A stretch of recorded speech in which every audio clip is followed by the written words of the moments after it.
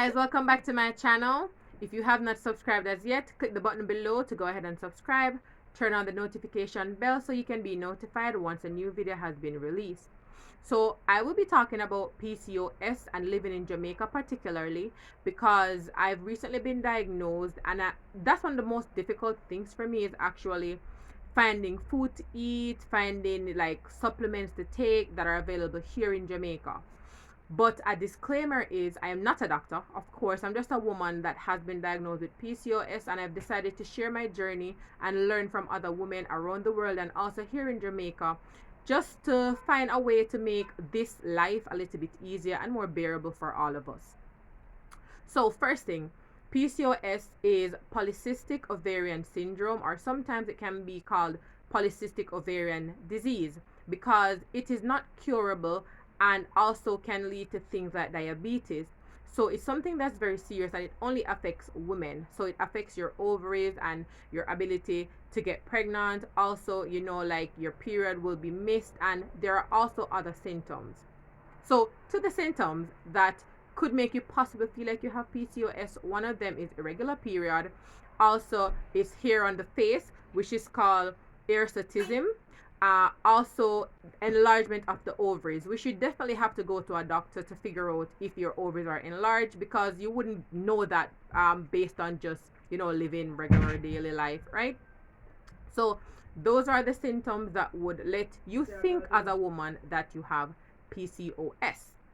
So now, how I found out that I have PCOS is because I recently started my journey in October with exercising. And how I found out is I actually started exercising back in October of 2020, and it went well. I was losing weight and all of that. But then one weekend I realized that, the weight is kind of weird. Like, I take off 5 pounds, and then the next week I'd gain it back, but I was still eating healthy. I was still eating under 1500 calories per day. I was counting what I was eating. I was eating the healthier version of things. So my period was weird back in December, and that kind of prompted me to go ahead and check it out, because I was having weird spottings as well. So I was spotting for like 3 days, and it was weird. I was wondering, am I pregnant? Is this implantation bleeding? I wasn't sure. So I decided to go ahead and give one of my really good friends a call, and she advised me to go ahead and call her doctor here in Jamaica. If anyone is interested, I can also provide you with her information, so you could probably give her a checkout as well, because she's very good at what she does. So I went in, I did the consultation with her, and she was advising me and asking me questions about my family, because also PCOS is genetic. So because I have a son, my son is 6 years old, she said, you know what, that might not be something that is genes, and it just might be something that I developed along the way, because I was explaining to her that after I had my son, that's when I started to have irregular periods. My period would probably come twice in a month, skip a month as well, because when I just had my son was born in October, and I had my period in November. Then I had my period twice in December, then twice in January, then again in February. I called my friend, and she said, Whitney, take a morning after pill, that's a plan B, and it kind of regulated my period a little bit. But then also with those pills, you can't take them more than 2 times for the year, so so that's not something that could sustain, right? So at that time, life happened. I was a mom dealing with other things that are more important in life. So your period being irregular, you really don't want to be pregnant again right away. So you weren't really paying attention to that. So it kind of got put on the back burner, to be honest. And as such, this is how I'm now finding out. So after she had the consultation with me, she did the ultrasound where she looked at my ovaries, and she's like, yeah, it seems like something is really wrong here, because the ovaries are the first thing I see when I look at the monitor, which definitely should not be the case. So she informed me that my ovaries are 13 centimeters large, and a regular woman's ovary should be just about 10 centimeters. So definitely that spoke, PCOS, also with the irregular periods that I was having. And also you have hair on your face, which is called hirsutism. I have a little something right here, not much. If you don't look, you can't see it. So, but some women will have a full-on beard as well because of PCOS. So that is how I found out that I have PCOS. No, my doctor said to me, you know what, you need to lose some weight because losing weight will also help to contain the symptoms of PCOS. So I was like, you know what? I got this down pat. I was already eating healthy. I was eating the brown rice and the brown bread. I was eating my vegetables, my melons, and my pineapples, and my grapes, and all of that wonderful thing. So this should not be hard. Already eating healthy. So lo and behold, so this was on the 14th of December 2020 that I did the test. So now in January, I think the earlier part of January, I recognized that my weight wasn't moving, even though I was eating healthy. So I remember weighing 281. I was so excited. I reached out to my trainer, look at my scale, finally seeing these numbers. And then the next week, I weighed 288.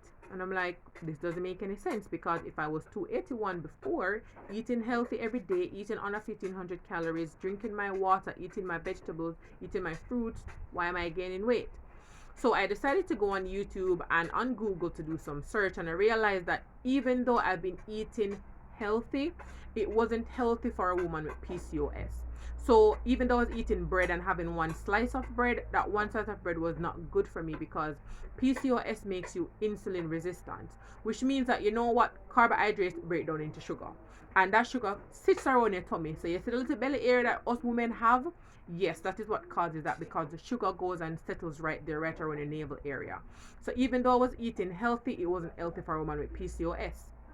That also sparked another problem because on most of the videos, even though they were very, very helpful and they had a lot of information, most of the things were abroad. So one thing that they say are very good for women with PCOS are berries. So strawberries, blueberries, cherries, raspberries. But the thing is, being in Jamaica, they're expensive. They're not a native of Jamaica. As such, you're gonna have to pay like $2,000+ for some strawberries, $2,000+ for some blueberries, which is very expensive for a regular person like me that lives in the rural area. While you might be able to afford it at one time, it's not something that you can sustain because again, it's very expensive. So this is why, or one of the reasons why I've decided to start this channel, so I can help you and you can help me to find foods here locally in Jamaica that we grow, that we can eat, that are also going to be good for us. There are also diet plans that persons try, like keto diet. There's the Mediterranean diet. There's also veganism that people do as well. And there are different types of diets that people have tried that actually work out for them. So I will also be talking about those. Sorry for the noise in the background. There are also going to be those that I'll be talking about and things that I've tried and food that I've been eating that have been working for me. From the day that I went to my doctor, when she said to me, you need to lose 25 pounds in a month, which I thought was really crazy because even though I really want to lose weight, I didn't want to get soggy, I guess, and my skin to be floppy. So I was like, I really don't want to lose so much weight in so little time. However, from that time till now, I've only lost 14 pounds. So I weighed 287 when I went into her, and now I weigh 273. So I've not really lost a lot of pound in hindsight, but if you do look at me, and I think I'm going to drop a picture right there, up at the top right there, to show where I am right now and where I started back then when I went to the doctor, you can see a big difference in my body, but the scale doesn't really say much. So that's another thing as well, and even a trainer will tell you, do not focus too much on the scale because the scale will make you feel bad and make you feel as though you're not making any progress, when progress is absolutely being made. One of the most important things for women with PCOS is to eat healthy. Also, my doctor put me on meds. I was placed on metformin and I was given folic acid because I'm looking to be pregnant. Hopefully, fingers crossed, I get pregnant. And I did my research and decided to start taking omega-3 supplements. So I will also post photos of those at the top there so you guys can see also what I'm taking. And for the first time in a long time, my period came on time in January. I'm looking forward to see what happens with my period February, if it will come on time or it will be missed and I'm pregnant. So I'm gonna definitely keep you guys posted on that to see if the small changes that I'm making in the food that I'm eating and these medications that I'm taking to help boost and to help reduce the PCOS symptoms are actually working. So guys, look forward for another video coming from me with more information. I'll also be sharing foods that I've tried. I'll try to make some videos showing how those meals are made. But one thing that I'm going to do is I'm going to share an app down in the description box below. It's called Personal My Fitness Pal. What it does is it helps track your macros. Macros are very important because women with PCOS, we actually want to lower our carbohydrates intake. As I'm saying, carbohydrates break down into sugar, which is not good for us, right? So I'm going to add that so you guys can track what you're eating per day and try to eat at least 3 meals per day and snack in between. If you're not really hungry, you can drink your water. I'll be sharing some foods that are more accessible to us here in Jamaica that we can replace with things that we'd see, on regular YouTube videos from abroad. Um, Usually we'd see like the asparagus and the Brussels sprouts, and we Jamaican don't know that. We know dumpling and butter and mackerel and rice, and we know lettuce and pak choy, and we know cabbage. We don't know them things there. So in future videos to come, I'll definitely be sharing a lot of tricks that I've tried and different things that I've used to, help me to eat healthier a little bit better. Because PCOS doesn't have a cure, you just definitely have to live with it and try to contain the symptoms so you can live a normal life as such. So I want to say thank you all for watching this video today. I absolutely look forward to seeing all the subscriptions coming in, and I look forward to hearing from you guys about your experience and how you guys can help me as well. I'm just sharing what I know. I'm no expert, I'm just here learning.